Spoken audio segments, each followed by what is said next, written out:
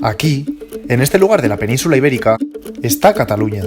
Se sitúa a orillas del Mediterráneo y a los pies de los Pirineos, y cubre una extensión de unos 32.000 kilómetros cuadrados.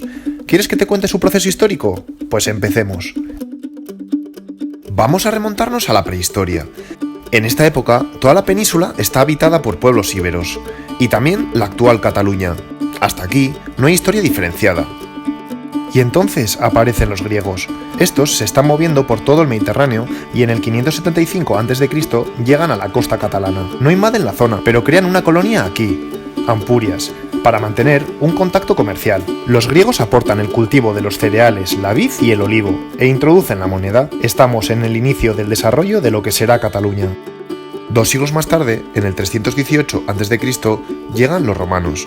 Estos entran por aquí, también por Ampurias, y lo conquistan todo. Y estos permanecieron muchos más años, 7 siglos, y en todo ese tiempo crean nuevas poblaciones, entre ellas Gerunda, Gerona, Barcina, Barcelona, y Tarraco, Tarragona. Construyen vías de comunicación a través de calzadas y puentes, e introducen una nueva lengua, el latín, el idioma origen del catalán. Muchas cosas, ¿no?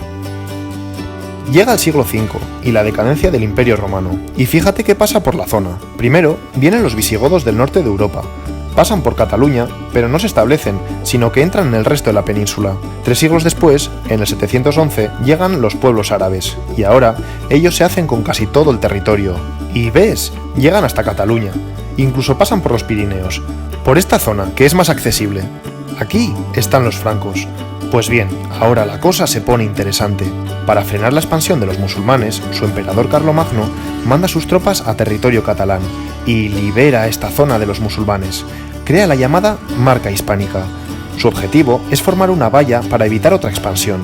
Podría decirse que este es el punto de partida en el que surge una zona con características propias.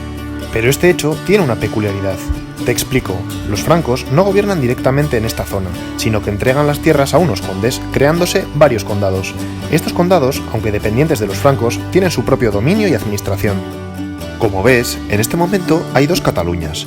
Esta, Cataluña la Vieja, la de los condados, y esta, Cataluña la Nueva, que todavía es territorio musulmán.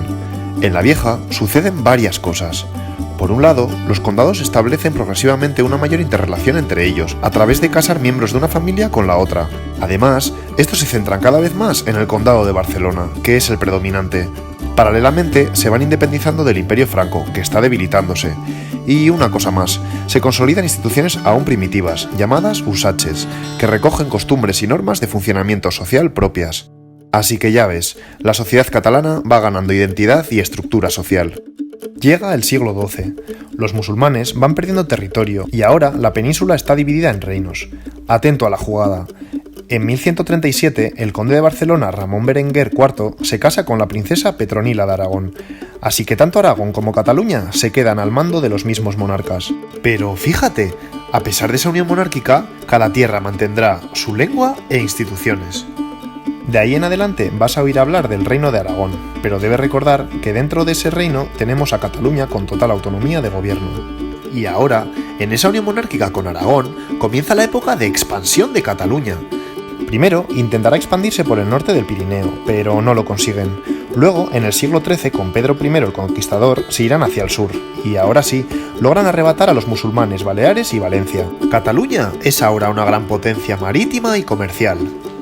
¿Te acuerdas de los usaches? Pues estas instituciones primitivas se han ido consolidando y han dado paso primero a 3 grandes instituciones, el Consell de Cents, las Corts Generals y el Consulat del Mar, y luego, en el siglo XIV, a la Generalitat de Cataluña. Y ves, la autogestión catalana se hace cada vez más sólida. La cosa va bien para Cataluña, pero a nivel interno es otra cuestión. Para el siglo XV, la sociedad está muy jerarquizada y en esa división están los nobles con poder y privilegios y los campesinos que trabajan para ellos. Los nobles tienen cada vez un trato más abusivo y esto genera grandes tensiones en la población catalana, hasta que los campesinos se levantan contra ellos y se producen varias guerras. La lucha es inacabable y el rey de entonces acaba mediando entre los 2 grupos. Pues mira, en esa mediación el rey libera a los campesinos de la atadura de los nobles y sus abusos, por lo que su condición de vida mejora de alguna manera. No está mal, ¿no? Seguimos con la historia. Para finales del siglo XV, el mapa de España ha cambiado, y es así. Esta parte seguro que te la sabes. El rey de Aragón, Fernando, y la princesa de Castilla, Isabel, se casan, y así ambos reinos pasan a tener los mismos monarcas. No son el mismo reino, sino que los dos reinos tienen los mismos monarcas. ¿Qué significa eso? Pues que cada reino mantendrá sus instituciones y su administración. Los nobles catalanes, contentos, porque en Castilla se pagan más impuestos. Y en este siglo, como sabes, Castilla se embarca a las Américas, la descubren y empieza la conquista. Pues bien, Aragón y Cataluña no participan de esa colonización, siguen su propio camino y se centran más en la conquista del Mediterráneo, expandiéndose hasta Cerdeña, Sicilia y Nápoles. Siglo XVII. Varios países de Europa están metidos en la Guerra de los 30 años.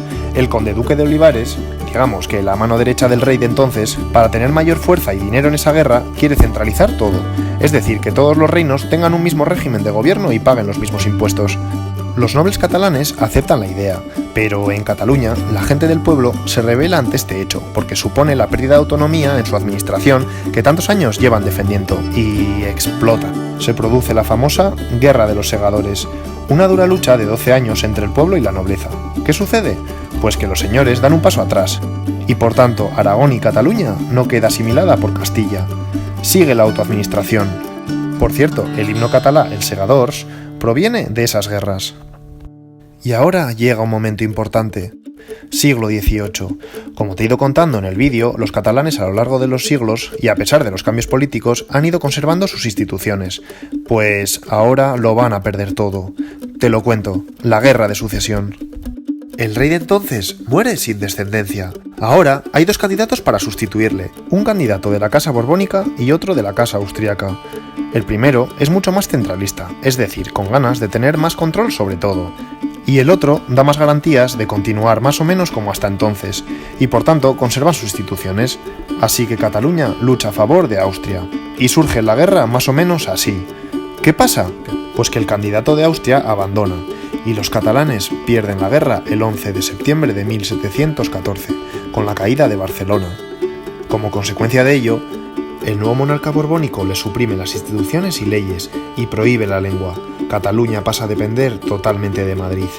En recuerdo a esta fecha se celebra el Día Nacional de Cataluña. La historia sigue. En el siglo XIX se desarrolla la industrialización en toda Europa. Cataluña crece a nivel comercial, industrial y agrícola, de manera destacada, y por tanto crece su economía. Se reactiva la clase proletaria y popular, y con ello renace, florece una mayor estima de su cultura y lengua. El sentimiento de conciencia nacional despega nuevamente, y surge el catalanismo político. Y entonces llegan las guerras carlistas. A ver, la candidata al trono es la reina Isabel. La ley sálica impide que una mujer herede el trono. Ante esta situación, algunos desean que sea Carlos, el hermano del rey fallecido, quien se convierta en rey. Así surgen tres guerras, carlistas contra isabelinos. Carlos ofrecía mayor garantía de recuperar las instituciones perdidas, y por tanto los catalanes se ponen de su bando. Pero pierden, y por tanto se mantiene la dependencia de Madrid. Atención ahora, porque a pesar del fracaso de las guerras, llega una nueva era, llega la República de España, y con ello vuelve el movimiento de autoafirmación catalana. Durante la República, Cataluña consigue recuperar las instituciones, y en 1932 se aprueba l'Estatut d'Autonomia, una especie de constitución pero catalana. Esto cambia rápidamente con la llegada de la dictadura de Franco. Como sabes, supuso una época terrible de represión durante 40 años. En este tiempo se prohíben las instituciones y el catalán. Con la muerte del dictador se entra en un periodo de transición y un nuevo estatus político donde se reactivan las instituciones. Vuelven la Generalitat y el Estatut. A lo largo del siglo XXI aumenta progresivamente la sensibilidad e identidad catalana. La crisis económica, los casos de corrupción en el Estado y la percepción de que Cataluña da más dinero a España del que recibe, entre otras razones, hacen que vaya creciendo en un gran sector de la población catalana el deseo de ser un país independiente. El 1 de octubre del 2017 se realiza un referéndum para decidir sobre la independencia de Cataluña. El gobierno lo considera ilegal e intenta obstaculizarlo con actuación policial. A pesar de ello, se contabilizan más de 2 millones de votos, y entre ellos, el 90% dice estar a favor de la independencia. Una semana después, el presidente catalán Puigdemont declara Cataluña independiente. e inmediatamente deja en suspenso dicha declaración para dar lugar a un escenario de diálogo con el Gobierno de Madrid, para decidir sobre el futuro. Hemos llegado a la actualidad.